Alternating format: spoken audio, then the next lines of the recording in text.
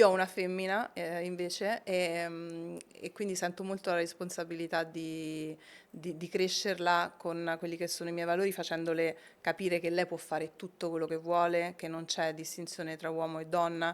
E ho settato anche delle regole, ti devo dire, dentro casa nostra, perché noi comunque abbiamo la nanny, abbiamo un collaboratore che lavora con noi che è sempre lì così, e questo collaboratore ha un po' la tendenza balinese a fare un po' del maschilismo anche nei confronti della nanny, e io gli ho detto, guarda, qui dentro, in questa famiglia, dimenticati uomo, donna, differenze, non ce ne sono. Quindi rispetto, tutti ci rispettiamo, tutti contiamo allo stesso modo, anche il cagnolino.